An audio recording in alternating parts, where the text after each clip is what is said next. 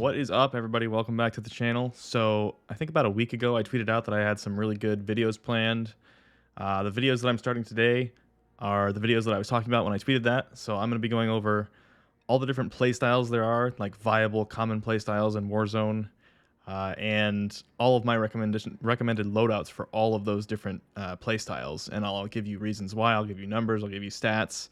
And if I have gameplay that fits the description of the video, then I will be putting gameplay in the videos as well. But first, we're getting so close to 100K subscribers. Thank you guys so much for that. But still, 47% of you are not subscribed to the channel. So if you like what I'm doing, you like the website, please consider hitting that sub button to help me grow and help me keep doing this. So let's jump into it today and cover some of my favorite and most recommended loadouts. All right, so this is going to be a long video series. I'm probably going to have like 8 or 9 videos that are all going to be covering the best loadouts right now for all the different playstyles. So when I say there's different playstyles, I really think there's like 3 main playstyles. So there's one, which would be being super aggressive. You're picking up bounties, you're sprinting at everybody, you're using UAVs all the time. I mean, sure, wins would be nice, but you're not necessarily playing for wins. You're playing to get kills, playing to have lots of engagements and things like that. So that's the first playstyle that I'm going to cover.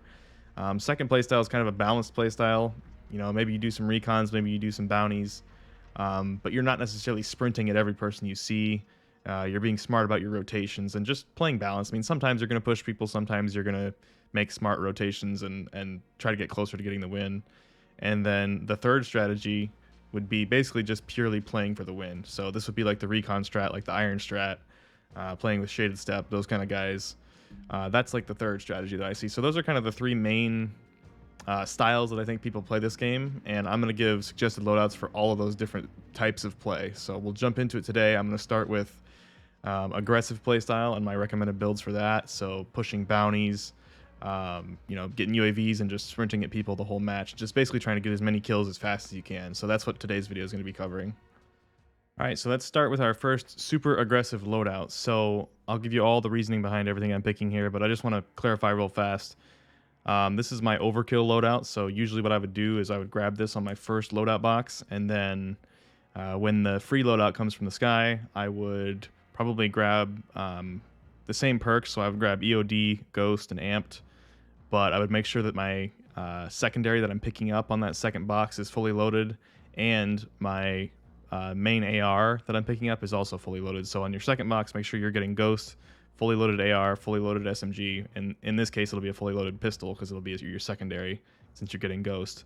And then you can just pick your original guns back up. You'll have full ammo no matter the situation. So I just want to clarify that real fast. This is the first loadout that I would get that will get me full perks and full weapon attachments for my game. So start with it. The AMAX. The AMAX is pretty much the king, all-rounder, has super good TTK, relatively good ADS times, and if you've used this thing, you know that it just destroys people inside 50 or 60 meters. It's perfect for the super aggro playstyle. And in this case, I've put Monolithic, Zodiac, VLK, Commando 45-round mag on it. And then my secondary to go with that is going to be the MAC-10. So the MAC-10 obviously has a lot of range. It has very, very little recoil, very controllable recoil. This is the build that I've stuck with for a while on my MAC-10. So it's Agency Suppressor, Task Force Barrel. That gets you the most damage range you can get. Gives you suppression as well. And then I actually run 5 milliwatt laser sight. I know a lot of people don't use this, but I like to hip fire. Even though Cold War guns don't have as good hip fire as Modern Warfare guns, I still use the 5 milliwatt because I still do like to hip fire sometimes. And the reason I don't use the SAS Combat Raider stock or no stock, even though they help the most with sprint to fire time. Well, I guess the SAS Combat doesn't, but the Raider and the no stock help a lot more with sprint to fire time than the wire stock. But the reason I don't use them is because they all 3 significantly hurt your hip fire. So the reasoning behind wire stock is just with the MAC-10, you have that open bolt delay, so you really need to get your sprint to fire time down. So, you know, when you're pushing somebody and you see each other at the same time, if you shoot the MAC at the same time as somebody with a Cold War MP5, because the Cold War MP5 doesn't have open bolt delay, they're going to be shooting, you know, 50, I don't remember exactly what it is, 50 milliseconds earlier than you, just because there's that delay from trigger time to the first bullet actually firing. So if you get a wire stock, that will reduce your sprint to fire time a little bit and help with that, narrows the gap a little bit there, so you're going to be shooting closer at the same time and gives you a better chance to win that fight. The reason I picked 53 round drum mag is just because it It has the big mag, obviously, 53 rounds, and it doesn't penalize your ADS times nearly as much as the 53 round fast mag. And we'll go over this on the website as well, so you can see these actual numbers. Okay, so an even more aggressive variation of that same build would be to take the Commando foregrip off and put the tack laser on. So what this does is dramatically helps your ADS time. So Commando foregrip helps with the side-to-side bounce, helps with the bounciness of the gun, makes it more effective at range. But the tack laser is going to make it much, much more effective inside about 50 meters. So if you're going to be even more aggressive, this would be the build to go to. And also, I should mention, if you're playing solos or duos, you can actually take this mag off, and then I would recommend just putting Commando foregrip on, because then you get the best of both worlds. You get the tack laser for ADS times and aiming stability, and then you also get the Commando foregrip for extra range because of the help with the horizontal bounce. So this would be what I would use if I was running solos or duos. And then because our AMAX in this build is significantly better up close because of that tack laser, we can afford to swap off the MAC-10 and go to the Cold War MP5, which has the fastest TTK of any SMG in the game by a pretty decent margin, actually. It kills really, really fast, but it's not very good at any range because it has a lot of vertical recoil, so the recoil is extremely strong. So anything outside about 15 meters, you're gonna probably struggle a little bit with the Cold War MP5, whereas the MAC-10 can be effective, 25, 30 meters if you need it to be. So because our AMAX is very effective up close now with the tack laser, because we can ADS quickly, we can afford to jump over to the Cold War MP5 for our SMG. So my build here is exactly the same as for the MAC-10, and I'll show you a variation of this for what a lot of other people might use. Again, I like to hip fire, so I have 5 milliwatt and then collapse stock to help with sprint fire, because if you sprint around a corner and you need to fire quickly, if they have an AR out and you have a Cold War MP5 with collapse stock, you're going to be able to shoot like 100, 150 milliseconds faster than somebody with an AR, which is one of the reasons SMGs are so good. And that's why we added the include sprint to fire button in TTK on the website, because it's extremely important sometimes to add that sprint to fire time in there. But another really common build for something like this would be to take the laser off. So this would be a build you're not ever going to hip fire. You put the field agent on for horizontal bounce and vertical recoil control, and then you could swap to something like the SAS combat stock or the Raider stock. It would be up to you. I would probably pick the Raider stock because it helps with both sprint to fire and aimed walking movement speed, which is really what you're looking for. So with this build, you're going to have super fast sprint to fire time, even faster than with the collapse stock. You're just going to have horrible hip fire. So that's why you also need this aim walking movement speed, because if you have high aim walking movement speed, that means you're going to be much more effective up close while you're ADS'd, and you can't hip fire with this build. So I would probably go this route. This is a very common build. I would say it's very common with that Mac build I just previously showed as well. Would be to swap wire stock to Raider stock and then put the field agent grip on there instead of the 5 milliwatt laser. This is a non-hip fire version of my Mac build, which would also be a very, very good build. Alright, so I'm over on my site now. We're going to compare the actual stats of these guns that I've talked about, and it'll show even more why the AMAX is so dominant for this style of gameplay. So I've got the two AMAX builds I just talked about, one with Commando foregrip, one with tack laser, and then I have the comparable like long-range builds for the Kilo 141 and M4, so both with Commando foregrip, long barrel monolithic 60-round mag, and a VLK optic. So let's look at the TTK and DPS. The more I play the game, I think DPS is a better measure than TTK in a lot of scenarios. It's just DPS is pretty much true all the time, and TTK is only true right at those specific health values. So I think you should weight them both like equally in your decision making for like how much damage a gun does. So for this, I'm going to start looking at DPS. So we've got the AMAX is the orange, and Kilo 141 is the blue, and then M4A1 is green. So right away you can see the AMAX has significantly more chest DPS. This is chest shots only. Than the M4A1 and the Kilo 141, and it maintains that all the way out as far as you can hit somebody in Verdansk. So this is one of the big reasons right here. It's just the AMAX just hits so hard, does so much DPS that it's hard to beat. If you switch it up to stomach or extremities, stomach and extremities will be the same. So leg shots and arm shots, the M4 will actually beat it out to 44 meters with these builds. But I'll show you in a second here why that's not necessarily true. So yeah, the M4 will beat it, but the AMAX will beat the Kilo up close still, even with leg shots, and this is only if you only hit extremity shots. So if you mix in a few chest shots, just one or two chest shots, this TT or this DPS is going to be higher than both the Kilo and the M4. So really, I don't think very often you're going to see this 367.5 DPS from the AMAX, because you're pretty much always going to mix in at least a few chest shots. That tends to be the spot that everyone's aiming for. So I think you'll hit some chest shots, and this actual DPS will be higher than that. But let's swap over to TTK real quick and look at this again. So it's set to 250 health. So this is what I wanted to do. So I wanted to include a percentage of ADS time. So with these builds, if we include ADS time, you're going to see the pink AMAX. This is on extremity shots. The pink AMAX, this bottom line here, has the best DTK if you include ADS times. And that's the one with the tac laser. So the one without the tac laser is still going to be slower than the M4 and the Kilo. And that's just because the ADS times are similar with those similar builds. But as soon as you put the tac laser on there, you get better TTK everywhere, even with extremities. So if we swap over to chest shots and we include that ADS time, the TTK of the AMAX with the tac laser just dominates everything. So that's why that build is so good. And the AMAX's recoil is still relatively controllable once you get used to it with the tac laser. Like, I've run this pink build, monolithic Zodiac barrel tac laser 45 round VLK quite a bit, and it is not bad. It is not like a night and day difference to me between having a Commando foregrip and swapping that to a tac laser. I can still hit my shots with the tac laser. So I've used this build a bunch, and I think it's underutilized and is really dominant for an aggressive style of play.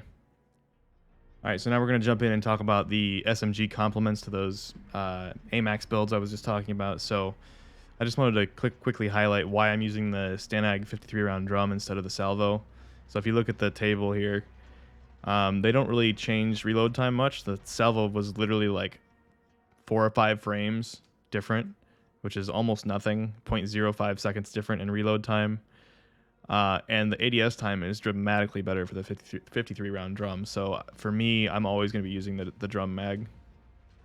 Okay, so I've got the guns I talked about built. I have the MAC-10 MP5 Cold War, and I didn't actually mention the Modern Warfare MP5, but it's also a good option, so I brought it into the actual stat comparison here.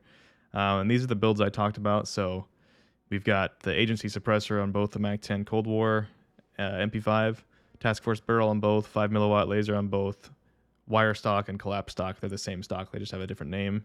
And then the 53 round drum and 50 round drum for the two guns. And then the MP5 for Modern Warfare that I built as the monolithic integral suppressor, because it gives you the most range. It's only by a really tiny margin over the monolithic suppressor, but it also hides your tracers, which is an unstated benefit of the mono integral suppressor. It's doesn't help you that often, but it's just another perk to have over the regular suppressor. So that's why I use that.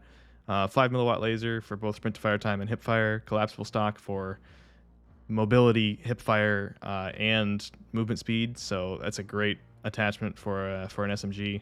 45 round mags, no brainer, and then Merc foregrip.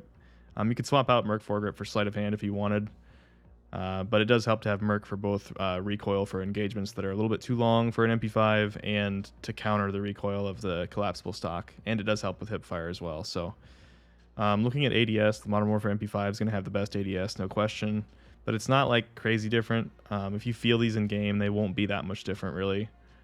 Between these three, it looks like they're pretty different, but in reality they don't have that much difference. Sprint to fire time, like I talked about earlier, is super important with SMGs. So you'll notice the MAC-10 has the worst sprint to fire time here at 145 milliseconds compared to 100 for the Cold War MP5 and 108 for the Modern Warfare MP5. So these are both really competitive, Cold War and Modern Warfare, but in situations where you're coming around a corner and you both see each other at the same time, the MAC-10 is going to be in trouble compared to the MP5 or the Cold War MP5, either one. Movement, the MAC-10 is the movement king, which is super important up close, so that's another big plus for the MAC-10 over these other two guns. You get better movement speed, better ADS movement speed, which is a pretty big deal. Hipfire, they all have pretty good hipfire, but the MP5 from Modern Warfare is going to have noticeably better hipfire, so if you like to hipfire, then I still think Modern Warfare guns are the way to go. Bullet velocity, very similar. MAC-10 is going to have the best reload times, but the damage per magazine, so the total damage output you can do per magazine, is going to be a lot higher on the Cold War MP5 and Modern Warfare MP5, which is a very important stat when you're up close. You don't want to take the time to reload. You really need that high damage per mag output. All right, so let's take a look at the TTKs between these three guns. This is chest shots.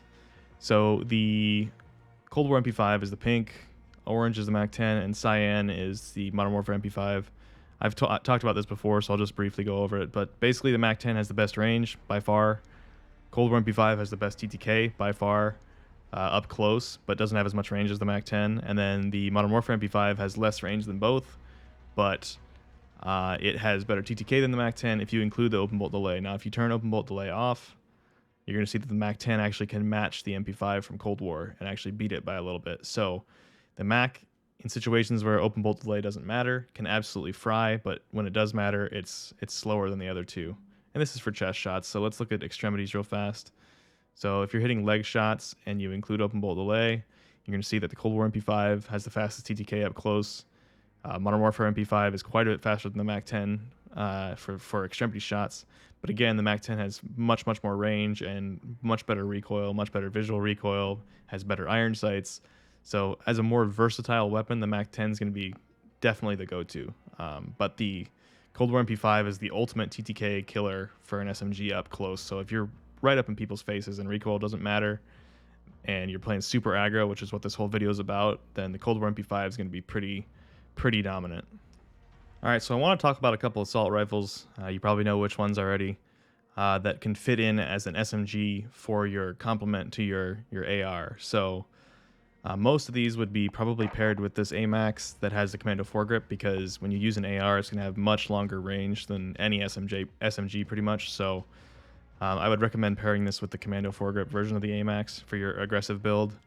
So the first one I want to talk about is the FFAR. FFAR, everyone knows, has an insanely good TTK right now, just absolutely dominant TTK. And it has this Raider stock, which makes it so when you ADS, you can move at like light speed. Literally, you move faster when you're shooting with the Raider stock than you do when you're just running in the game without sprinting normally. So it's insane. It's hard to master, and it is hard to use, and it makes the gun really hard to use past about 20 meters. But on a true SMG build of this gun, I love the Raider stock. When you're pairing it with another AR, I really think Raider stock's hard to beat.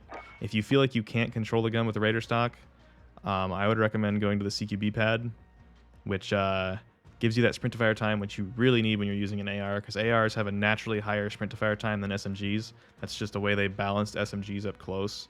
And that means that if you're sprinting and the other person's sprinting, if you have an AR out, even if they have the worst SMG in the game, their sprint to fire plus TTK is probably going to be better than your sprint to fire plus your TTK if you're up close. So something to keep in mind, if you're trying to run an AR as an SMG, you really need something that helps the sprint to fire. So yeah, if you can't control it with the Raider, which gives you that insane shooting movement speed, and it gives you sprint to fire time, then I would recommend trying the CQB pad. I've used the CQB pad a lot because sometimes if I want a little more range, the Raider stock just makes me feel out of control. So it is a great option.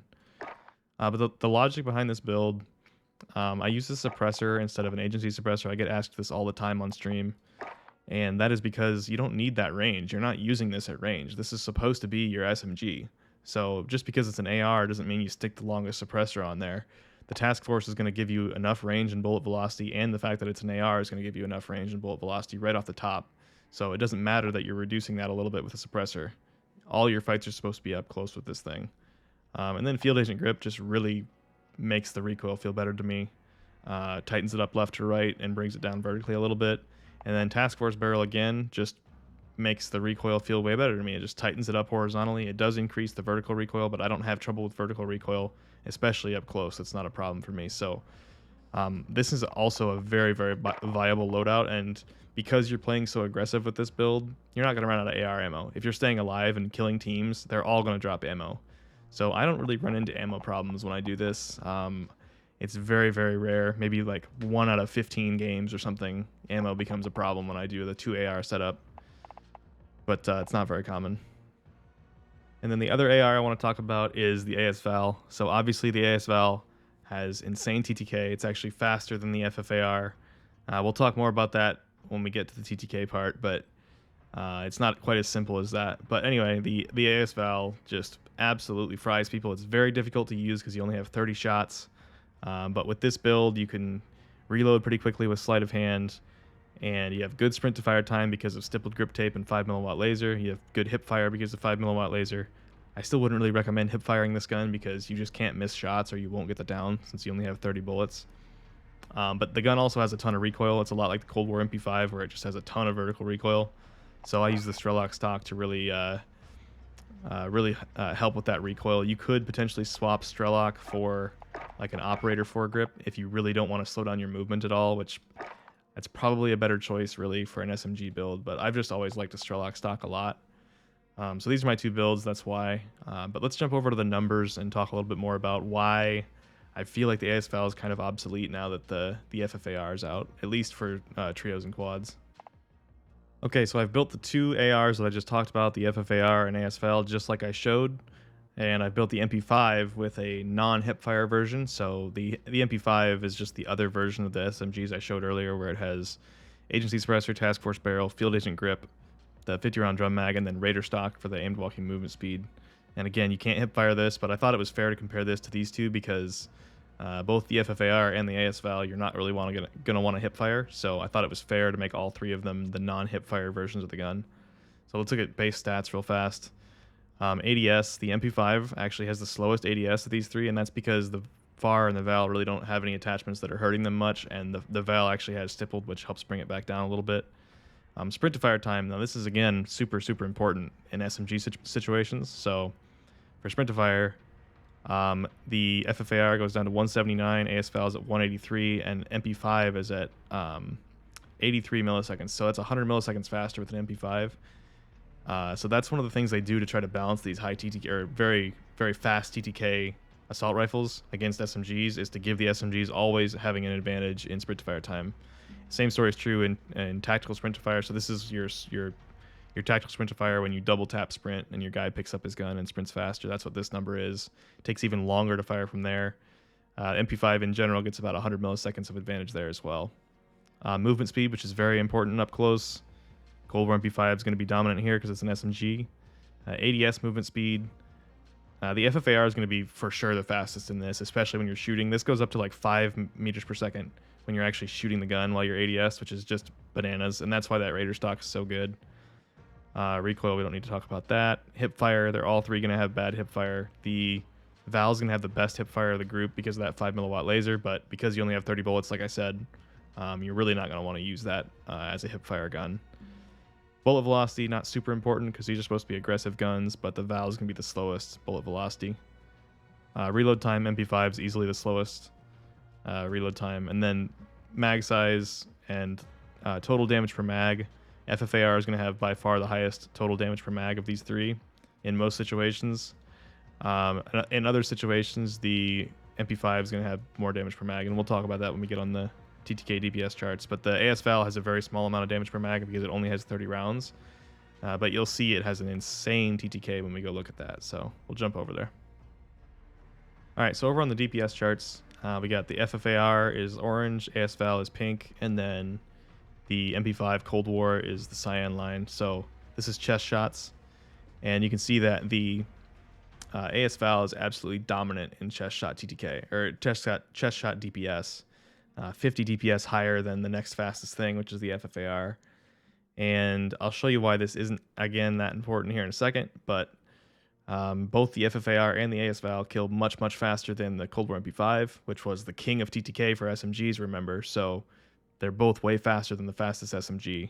And then they also have significantly more range with these builds, where they don't even have a damage drop-off out to a little bit more than 30 meters. So this is why it's so hard for me to get away from using these ARs as SMGs. It's because the TTK is just so good. But if we swap this over to extremities, you'll see the story change a little bit. Or sorry, stomach. You'll see the story change a little bit. The MP5 is going to be much higher DPS on stomach shots than both of the ARs. The ASVAL and the FFAR are both very close together here on stomach. And then if you go to extremities, extremities for the FFAR and the ASVAL is no different than stomach shots. But for the MP5, it gets much lower DPS again. So the ARs take over again for extremities. But if we go look at the TTK, I got some interesting stuff to talk about here. So the first thing I'll talk about is including sprint to fire time and chest shots.